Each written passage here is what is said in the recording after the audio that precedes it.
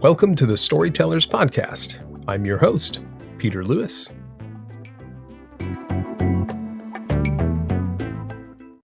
Welcome back to the Storytellers, everybody. Thank you for tuning in and listening to this episode number 7, which I also must say is the season 1 finale of the Storytellers. Now, you might be saying, why is season 1 happening right now? And why is it ending? What's going to be in season 2? What about 3, 4, 5, 6, 7, 8, 9, 10? Well, that's what I'm here to answer today. Before that, what I wanted to do was just say thank you guys. You know, this project that I started back in April is something that I really didn't expect it to go over as well as it has. And it has caused me to want to reconsider some of the things I do with this podcast. You know, the mission has never wanted to stray away from what it's going to be heading towards, which is just real people, authentic conversations, and stories that inspire. So if you know me, you know that I'm a giant nerd and I enjoy voice acting. I enjoy writing. I enjoy storytelling. It's something that I just love doing. You know, my wife always makes fun of me because she says, all you do is tell the same stories. But I'm like, but you laugh every single time, don't you? And she says, like, well, sometimes. And it makes me feel a little bit better about myself. But all that to say, I love storytelling. And that's what this podcast has always been about. So the season 1 that we've been in so far has really been an experimental season for me. You know, I wanted to put some ideas out there. I wanted to get a couple episodes back, get some feedback. And even for the route I've taken it so far, it has been so much fun because I've had people texting me, messaging me on Instagram. I've had people, you know, sharing how the podcast has impacted them or inspired them. And even aside from having this perfectly sorted out already, people have been inspired. And so to me, it's like, well, shoot, if I take this and, you know, really get behind it even more, this is going to blow up and it's going to be a great time. So that's kind of what I'm going to be talking about a little bit. So the adventure so far, I have always loved voice work, voice acting, and some other stuff. And when this journey began for me, you know, I didn't know I wanted to do a podcast. What I knew is I wanted to do something that was entertaining, that was, you know, encouraging and exciting, and something that would actually be happy for people to listen to, especially in, you know, the year of 2020 we faced so far. Most of the stuff you turn on, it's news and politics, and, you know, they're always sharing this, that, and the other that's not really exciting. And so what I wanted to do is just come in and say, like, hey, here's some really cool stuff that's happening while, you know, this is happening over here. You know, here's a person who has done this and it has completely changed their situation. And, you know, if you've ever seen like Humans of New York on Facebook or any of those social media pages, that was a big inspiration to what I've been doing. And what I'm here to say is that season 1, again, has been very experimental for me. I just wanted to, again, put some stuff out there and see what happened. And reception was huge and I loved it. So what's going to happen is after season 1, I'm going to take the normal amount of time, so probably 2 to 3 weeks. I already have a couple people lined up and we're going to start right into season 2. Season 2 is going to have a ton of awesome changes coming your way, and it's going to just completely change the show around. It's going to, you know, have different segments, and it's going to be just a blast to listen to. My hope is that you guys will get a ton of enjoyment by hearing from the people who come on the Storytellers. So the vision of this season 2 change is really to broaden the horizon. You know, for me, I'm someone who is inspired by music and writing and, you know, a bunch of other things too. But if I had to boil it down, I would say music, writing, and then, you know, just a handful of the stories have really impacted me and people have impacted me.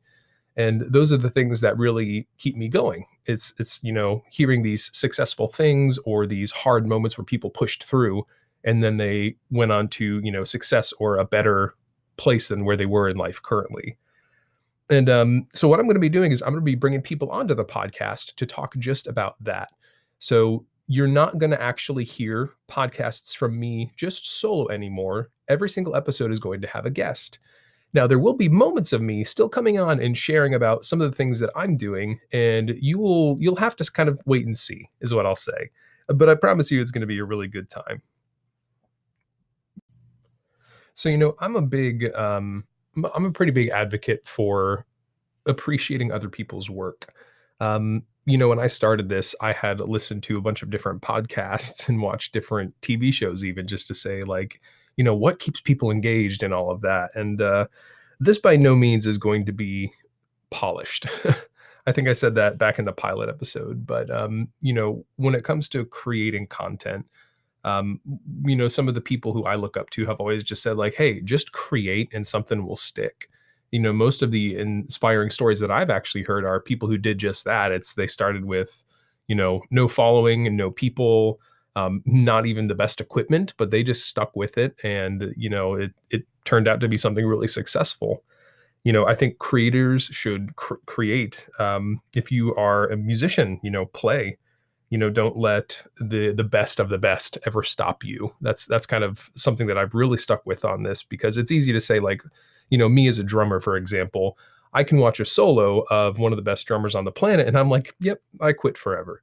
But that's not the purpose. The purpose is to say they started at the same place, and they've put in hours and hours and days, weeks, months, years into what their craft is. And I think that's probably the most important thing when it comes to being a creator of something, is just stick with it. So what I have here, for me at least, to stick with this, there are some inspirational things that have really helped me in this whole process. And so, what I wanted to leave you guys with on this final episode of season one is things that helped me stay inspired that will hopefully help you stay inspired. So, what I've done is I grabbed my four most recent inspirations that have come up as of recent, at least. I'm inspired by a lot of different stuff, but these are the four that I have either watched, read, listened to, whatever it is, or heard about. And these are the four inspirations that help Peter Lewis stay inspired. So, number one, you cannot know me without knowing that I am a giant, huge nerd fan of The Goonies, the movie. You all of my friends are probably laughing right now. Be like, yeah, go figure. That's pretty accurate. That movie, it does so much for me. It just fires me up.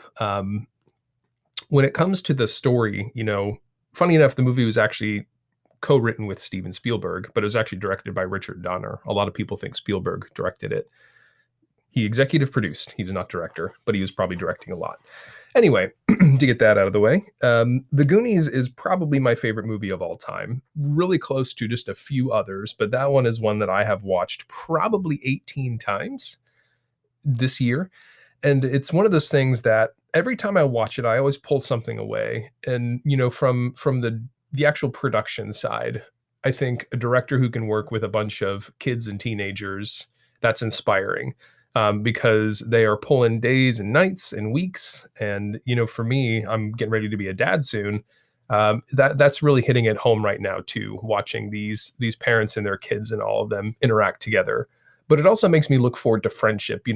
I feel like I have my own band of the Goonies in my friends, and they know who they are. But it's having those tight friendships, and that always inspires me to say, like, you have people that are important to you, and Goonies never say die. We never lose connection, we never lose relationship. So when it comes to the projects I work on, I always think about the Goonies, where it's like, what sort of thing would they do together? And then how would they get through it? In the movie, they're constantly helping each other. They're encouraging each other. They're calling each other out when they're being ridiculous. And, that itself is something that inspires me, even in my friendships, not just the things I do, is to say, like, hey, go find you some Goonies, because they're going to be the best people you're ever going to meet. So now for inspiration number two, this is one that I think a couple people know, but it's one that's very near and dear to me. And it is the band Avenged Sevenfold. So if you've never heard of them, they are a rock band that started kind of exploding in the 90s and early 2000s, and they have written some of my favorite songs of all time. You might be thinking, like, wow, like them? I'd be like, yeah, them. Their drummer, Jimmy Sullivan, the original drummer, is my favorite drummer of all time. And he is someone who just completely pushed the fold on everything he did. He did pass away in 2009, which is, heartbreaking. But there are two pieces of inspiration to this specific story. Number one was him. So, one of my favorite things, giant nerd moment here, if you if you want to know a fun fact about me, rockumentaries or documentaries are some of my favorite things to watch, not just in music, but even in movies. I think I enjoy watching behind the scenes to movies more than I enjoy actually watching real movies. I still enjoy watching the movies, but it's one of those things that I'm like, I want to see every single minute of every single second of how they filmed this. And I nerd out on that kind of stuff. And why Jimmy Sullivan is a major inspiration to me is, they had kind of segmented themselves a little bit. And they were like, well, we're this band. We can write whatever we want, and it's our music. Like, we don't have to go with what producers or record labels say. Like, let's just write some of the best songs we can write and let's release them. And that album went like gold or platinum or something like that. But it was that. So the first part of that is just, stay creative and just write. And, the drummer, he had done so much. Like, there are sometimes he would come in with a whole song and they're like, dude, you just wrote this? And he's like, yeah. And they're like, well, why don't you let us know or help? He's like, because it's mine. I wanted to write it. And, even someone who is being in a band, I've always found that very inspirational, that they would still work on solo projects or they would work on these things. And then it's like, hey, you know what? I'm going to take my song I wrote and I'm going to bring it to my friends. And I think that speaks a lot of a musician and a creator to say, you can work on stuff on yourself, but then you can also work as a group with your whole band. Obviously, that's what being a band is. Fun fact as well, just side note, I think bands who rework their music are awesome. So if, Sleeping at Last, Starset, two of my favorite bands, two things I love about them are, one, they write great music, but two, they recreate that same music in different versions, because they don't just say, well, I wrote it once, it's perfect. It's something where you can go back and hear, like, well, now I want to hear what it sounds like if it had violins in it. Or it's like, now I want to go and, change the lyrics. And I always think that as an artist, that's one of the coolest things you can do, is go back and say, like, I wrote this once, but I kind of want to go back and change it. And, I'm a big, proponent to be behind that, where it's like, if you did something, go change it up, go mix it up, go be creative with it. So that's part of that inspiration that has really affected me. The other part is what happened after the drummer passed away. So Avenged Sevenfold, they had been incredibly successful up until 2009 when their drummer passed. They had literally just finished another album and they were getting ready to go in and actually finish and record and master it. And the drummer passed. And the band had a really big decision to make. They basically had to say, we lost our drummer. What are we going to do? And they actually documented a lot of their story on YouTube, which is really cool. And what I think is really powerful about it is how people who have grown up and spent so much time together, they lost someone and they had such this high level of grief, but they were able to push on and keep making music. They just put out another album, I think it was 2 or 3 years ago, and it's phenomenal. They have another drummer who they have brought in and basically said, like, you're part of this family now. Like, this was established as a family group, so you're going to be in this with us. And it's a great album. I just want to say that. But yeah, when it comes to staying inspired, Avenged Sevenfold has done so much for me. I listen to their music all the time. I go watch their documentaries or their making of their song videos. And it's just great to see human moments. That's the other part of inspiration I love, is when you see someone who is really top of the line at what they do, watching them create is probably one of the most humbling and enjoyable processes, not for me, but for the person, because I guess it's kind of on both sides, but you really get to see the work that goes into creating something. Like, if you guys were to sit in this room with me when I'm making my podcast, you would probably be like, so you sit in a stuffy room and you say the same things 3 or 4 times and then pick the best one. And I'd be like, yeah, sometimes, I don't just hit record and go for it. But there are times where I will sit here and I'll say something. I'm like, nope, didn't like it. Nope, didn't like it. Nope, didn't like it. Oh, that one was good. Nope, didn't like it. Oh, cleared my throat. Oh, okay, get rid of it. And, it becomes this almost arbitrary task of recording and re-recording, recording and re-recording. But in those moments, I always pull on Avenged Sevenfold for inspiration, because they reminded me that they did that themselves. Alrighty. So now inspiration number 3, this is a shorter one, but it is the Great Dictator speech by Charlie Chaplin that he gives in the movie The Great Dictator. All I'm gonna say is go YouTube it and find the version that has Hans Zimmer behind it, because it is one of the most epic videos ever. That speech itself, it just hits a certain note at home all the time I listen to it. It's a call higher. And it's a call to be innovators, be creators, but to, live this life that we have. Cool fact, actually, when Sierra and I went to go see Coldplay, their opening to their set was actually The Great Dictator playing, like the speech playing in the background while they had all these lights and stuff flashing. It was really, really cool, because he talks about life being a wonderful adventure, and then that's where their album like kicked off, is like the adventure of a lifetime. Anyway, go watch that. It's The Great Dictator speech, Charlie Chaplin with Hans Zimmer. You will not be disappointed. So then the last one I wanted to talk about is actually one of my favorite quotes of all time. And this is a quote that always inspires me when I want to create, but also just when I am living my normal life. So this is about Alexander the Great.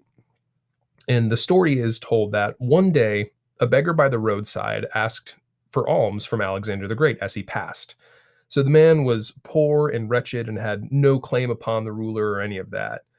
Yet when he walked past, Alexander the Great, as the emperor, threw him several gold coins. And a courtier was astonished and was like, "Whoa, like, sir, copper coins would have adequately met that beggar's needs. Like, why give him gold?" And Alexander responded in royal fashion, "Well, copper coins suit the beggar's need, but gold coins suit Alexander's giving." I love that quote. That quote has really stuck with me for a long time when I first heard it. And I think that itself is why people need to be themselves. And that's why authenticity to me is so important.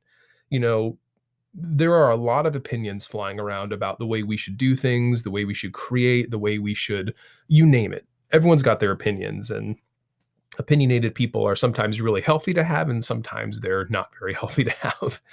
But in this case, what I love about the quote is that the courtier says, "Hey, like, you could have just given him copper and it would have been fine. He saw the need." But then you have Alexander the Great said, "Well, it doesn't suit my giving because I'm generous." And that to me is what most people need to hold on to, especially in the creating process. It's very easy to want to go the route that, you know, society wants to hear, or what the crowd base says. And, sometimes it's really good to listen to your fans. And other times you just have to stick with what you know to be true in your gut and stay faithful to what your beliefs are. And so that's why that quote, where it's like, copper suits the beggar's need, but gold suits my giving.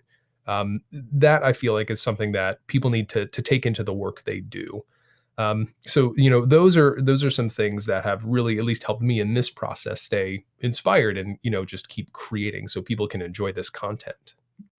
So there you have it, my friends. Some of the 4 most recent inspirations that have kept me inspired in these past few months. Wow. So this is I've kind of left this open, and I'm not going to do any editing here because I really wanted to leave some candid thoughts for you guys. Um, Starting a podcast is exciting, and it's also nerve-wracking for someone like me. When it comes to creating music and entertainment and stories, I love perfection. That's just me, who I am. This has really broken me out of my shell because there are some things that I just cannot control, and other things that I have a little bit of say into saying, like, yeah, we can change this up.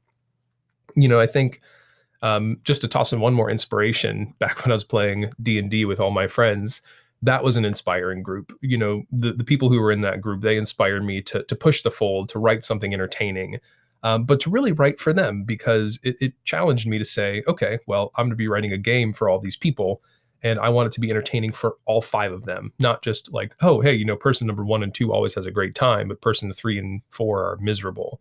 So those kind of people, that group has really been helpful in this. And so I'm super excited for season 2. Like I said, we're going to be doing some changing. You're going to hear some different music. You're going to see some different things. And this is probably the last time you'll hear me for an extended period of time by myself. As I said, I'm not going to give it away, but you will still have moments with me, which will be fun, where we'll talk about some of the stuff we've talked about in season one, story writing, fun stories, and just things that inspire me, or, games, movies, other things like that. So that's not going to disappear. It's just going to be a little different. So what I want to do again is just say a massive, massive, massive thank you to you guys. This podcast is becoming something bigger than I could make it. And I like it when you do something and then the work kind of runs for you. I've had people's reaching out saying like, "Hey, my friends are texting me saying they found this and they love it." And then other people who are like, "Yeah, I just jumped on and I listened to all of it." Or, I have two friends and they're like, "Yeah, we literally binged it when we were traveling." And I'm like, "You guys are the best." But yeah, I'm super excited for what's going to be coming up with this podcast in season 2. So stay tuned. More to come soon. This is the season finale of season 1. So there's no more coming into season 1. Season 2 will start probably here in 2 to 3 weeks. I just need a few more days to wrap stuff up before I hit that regular cadence of uploading. So I'm going to say that before October is over, you will have the pilot episode of season 2. So until then, thank you so much. Happy storytelling. Thanks for being a part of this podcast, and more is coming soon. Thank you and take care.